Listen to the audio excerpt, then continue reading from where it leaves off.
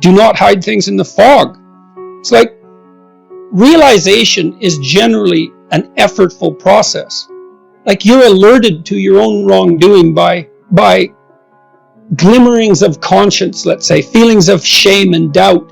But you have to unpack those to find out exactly what you're doing wrong. And that's really hard. It's effortful. And so you can just not do it. And the way you don't do it is you take refuge in your blind conformity. And that's part of that pluralistic ignorance. And I suppose that's one of the flaws of the argument that you laid out. It's like, yeah, people were pluralistically ignorant, but how much of that was turning a blind eye? And you can maintain a very high level of plausible ignorance by turning a blind eye.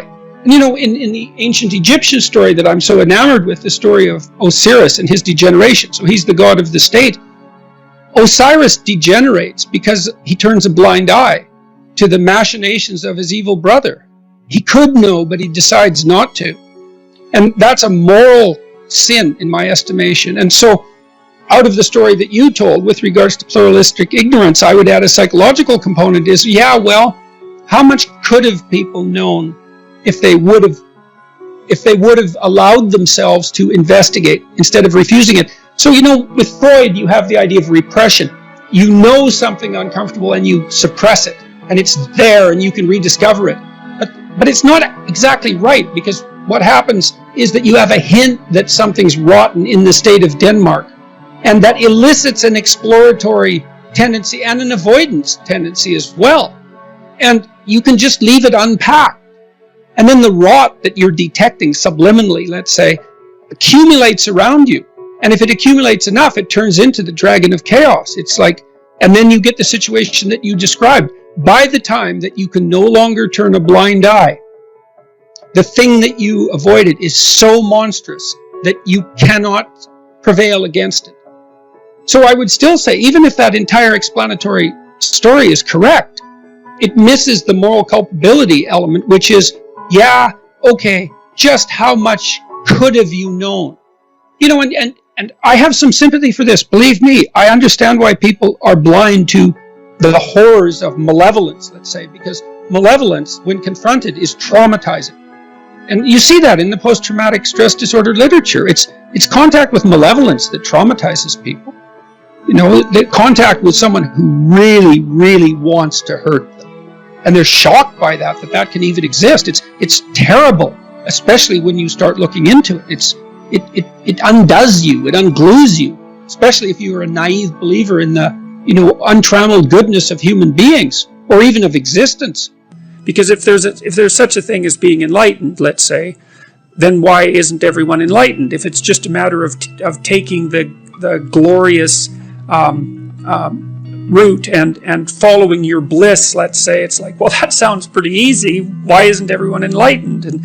But Jung's thinking isn't like that at all. You know, he believed that in order to transform your personality, that first of all you had to be disciplined, that's for sure, but you also had to integrate that part of you that was terrible and capable of breaking rules and make it part of you. And so then, and I really like that idea. Well, here's an example. So about 20 years ago, I would say, there was a newspaper headline in one of Canada's major newspapers, and it was the Minister of Foreign Affairs at that time, Lloyd Axworthy, and he was talking about what had happened with Milosevic in the former Soviet Union in Yugoslavia, and the atrocities that were being committed. And he said that he was caught unawares by that because he didn't have the imagination for that kind of evil.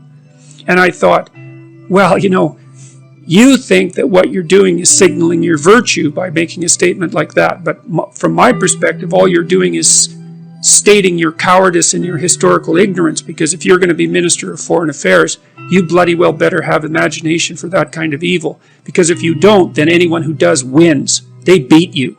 And so you know, again, in the Harry Potter stories, you see he's touched by evil, right? He actually has a soul fragment that's embedded within him that's as black as anything can possibly be. That's why he could talk to snakes. But without that, he wouldn't be able to have any victory. And that's exactly right psychologically. Unless you can think the way that an evil person thinks, then you're defenseless against them, because they'll go places you can't imagine, and then they win. And so the best men I've met, it was interesting even when I was in junior high and high school, because most of my friends dropped out, by the time they were grade 10, thereabouts. And a lot of them were guys who developed physically. They're pretty powerful, and they were just damn sick of putting up their hand to go to the bathroom. It's like, they're not doing that anymore. One of my friends got kicked out when he sort of challenged the gym teacher, physically. And the gym teacher, he could do an iron cross. He was a tough guy, and so it was no trivial matter for my friend to stand up to him, but he got expelled anyways.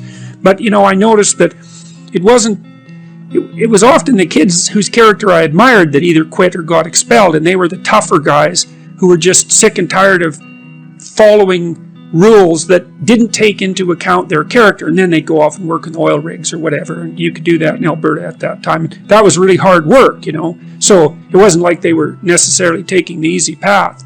But, a harmless man is not a good man. A good man is a very, very dangerous man who has that under voluntary control. And you also see that, one of the central female stories, let's say, if the hero archetype is the central male story, there are variants of hero archetypes that are relevant to women, and one of them is Beauty and the Beast. And Beauty isn't interested in the guy who isn't the beast. She's interested in the guy who's the beast, and that's exactly right, but she's interested in the guy who's the beast that can be civilized and disciplined, right, and who can use that in the service, let's say, of a family. One of the things that happens very often in psychotherapy, people come to psychotherapy for multiple reasons, but one of them is they often come because they're too agreeable. And so what they get is so-called assertiveness training, although it's not exactly assertiveness that's being trained. What it is the ability to learn how to negotiate on your own behalf. And one of the things I tell agreeable people, especially if they're conscientious, is say what you think. Tell the truth about what you think. There's going to be things you think are nasty and harsh. And they probably are nasty and harsh, but they're also probably true.